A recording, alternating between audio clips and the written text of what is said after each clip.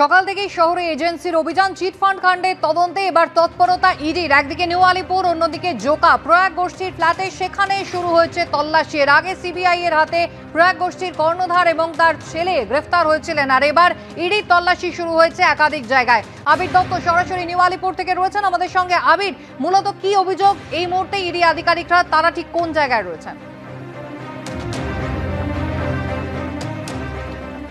মূলত দেখো, আর্থিক তছরূপেরই অভিযোগ এবং সেই অভিযোগের তদন্তেই ইতিমধ্যেই তল্লাশি অভিযান চলছে।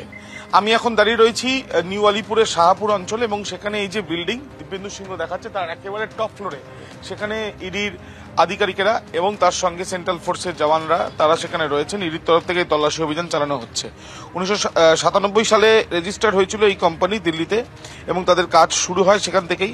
এবং এরপর সেই কোম্পানির আর্থিক তছরূপ, আমানতকারীদের টাকা নয়-ছয় সহ একাধিক আর্থিক দুর্নীতির অভিযোগ কিন্তু রয়েছে এবং কলকাতার বিভিন্ন জায়গায়, তার মধ্যে বেহালায় এই যে তাদের কর্ণধারদের পরিচিত একজনের বাড়িতে ইডি গেছে এমনটা জানা যাচ্ছে। জোকাতে একটি হোটেল অ্যান্ড রেস্টুরেন্ট, সেখানে ইডির তরফ থেকে তল্লাশি চালানো হচ্ছে। যে হোটেল অ্যান্ড রেস্টুরেন্টেও তাদের রয়েছে, তাদের টাকায় তৈরি হয়েছিল এমনটা অনুমান করে। যদিও এই বিষয় নিয়ে তথ্য সন্ধান করার জন্যই বিভিন্ন জায়গাতে এই তল্লাশি অভিযান চালানো হচ্ছে, যেমনটা এই বাড়ির ক্ষেত্রেও ঠিক টপ ফ্লোর সেখানে।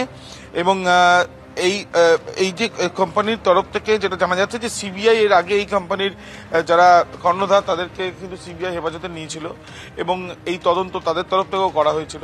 এবং এবার ইডির তরফ থেকে চিটফান্ড মামলায় নতুন করে দেখা যাচ্ছে যে তৎপরতা এবং প্রয়াগ এই যে চিটফান্ড, সেই চিটফান্ডের টাকা কোথায় কোথায় গিয়েছে, আমানতকারীদের টাকা যেটা তছরূপ হয়েছে বা নয়ছয় করা হয়েছে বলে অভিযোগ উঠেছিল, সেই অভিযোগের যে তদন্ত, সেই তদন্তেই ঠিক কোথায় কোথায় টাকা পাঠানো হয়েছিল বা টাকা কোথায় গেল সেই বিষয়গুলো নিশ্চিতভাবে জানার জন্যই এই তল্লাশি অভিযান চলছে বলে ইডি সূত্র থেকে জানা যাচ্ছে। আবির, ধন্যবাদ।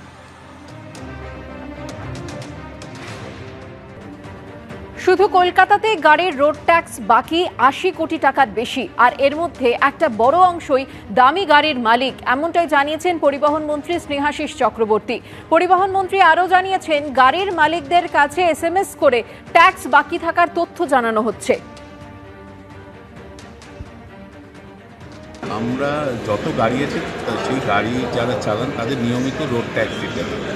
এই রোড ট্যাক্সটা যদি নিয়মিত সবাই দেয় তাহলে সরকারের রেভিনিউ আসে, কিন্তু একটা সার্টেন পার্সেন্টেজ অফ মানুষ এই রোড ট্যাক্সটা নিয়মিত দেন না। এবং এর মধ্যে কলকাতায় আমরা লক্ষ্য করেছি যে বেশ কিছু দামি গাড়ি, যে গাড়িগুলোর দাম প্রচুর বেশি, সেই সব গাড়ির মালিকদেরও অনেকের এই রোড ট্যাক্সটা বাকি আছে। মানে কী ধরনের গাড়ির মালিক তারা? এটা অডি আছে, মার্সিডিজ বেঞ্চ আছে, দামি দামি সব গাড়ি। কলকাতায় আমাদের কলকাতার মধ্যে এইসব বড় গাড়িগুলোর অন্তত 80 কোটি টাকা।